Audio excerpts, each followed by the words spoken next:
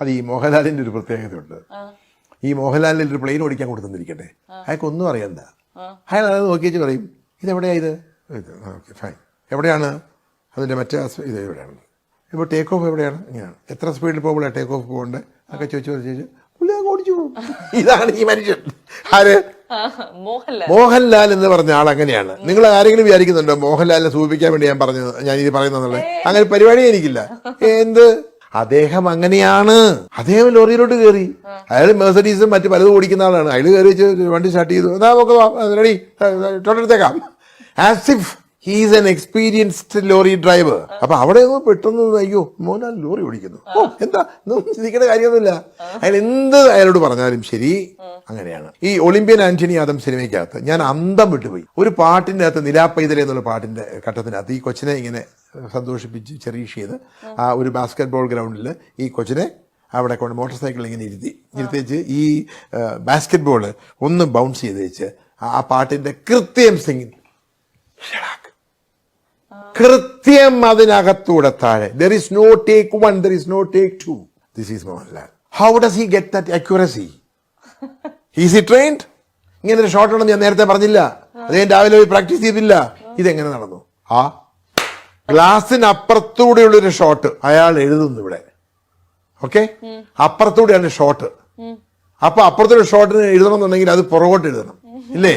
അയാൾ ആ ചെയ്ത ആ വേണ്ട ഷോട്ട് അയാൾ ലെഫ്റ്റ് ഹാൻഡോട് അത് എഴുതിയിരിക്കുന്നു. ഈ ഒളിമ്പ്യൻ അന്തോണി ആദം പോലെ ആ സ്ഫടികം സിനിമ എടുത്തോണ്ടിരുന്നപ്പോ സാറിനെ അത്ഭുതപ്പെടുത്തിയ ഒരു മോഹൻലാൽ വേറെ എവിടെയായിരുന്നു?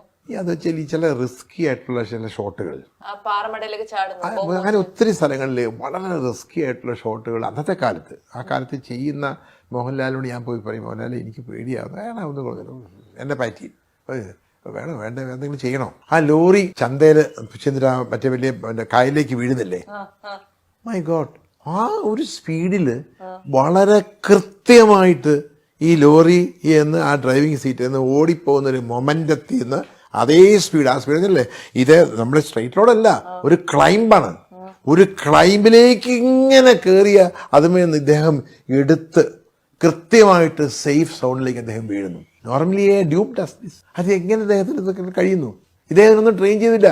There is no training at all. നമ്മൾ വീണ്ടും ലോറിയിലേക്ക് തിരിച്ചു വന്നു കഴിഞ്ഞാല് ഭദ്രൻ സാറിന് അങ്ങനെ ആ ലോറിയെ കുറിച്ച് നമ്മൾ ആ സിനിമയോട് കൂടി നമ്മൾ അവിടെ വിട്ടു പോകുന്നതാണെങ്കിലും ഈ രണ്ടാമത്തെ മകന്റെ കല്യാണത്തിന് ഈ ലോറി കൊണ്ടുവരാമെന്ന് മകൻ തീരുമാനിച്ചത് അതേ ലോറി തന്നെ കിട്ടിയാലോ എന്നപ്പോ അന്വേഷിച്ചായിരുന്നു. ഈ സിനിമ തന്നെ കളിപ്പീരല്ലേ, എല്ലാം സിനിമ തന്നെ എല്ലാം റിക്രിയേറ്റ് ചെയ്യുന്നതല്ലേ. നമ്മൾ ഉദ്ദേശിക്കുന്ന ഒരു കൃത്യമായ ഒരു സാധനത്തിനെ നമ്മൾ അതേ കൃത്യതയോടെ, ഒരു ഡാം പൊട്ടുന്നു, ഒരു ഡാം പണിത് ആരെങ്കിലും പൊട്ടിക്കാറുണ്ടോ? ഉണ്ടോ? ഇല്ലല്ലോ. ആ ലോറി കാലഹരണപ്പെട്ടു പോയിരിക്കുന്നു. ആ ലോറിയെ ഞാൻ ഇനിയിപ്പോ ചിന്തിച്ചിട്ട് ഒരു കാര്യമുണ്ടോ? അപ്പൊ ആ ലോറി എങ്ങനെ ആ തഞ്ചത്തിലേക്ക് കൊണ്ടുവരാം? ഇപ്പോൾ ഞങ്ങൾ ഈ ആഫ്റ്റർ 30 years ആ ലോറി ഷൂട്ട് ചെയ്തു.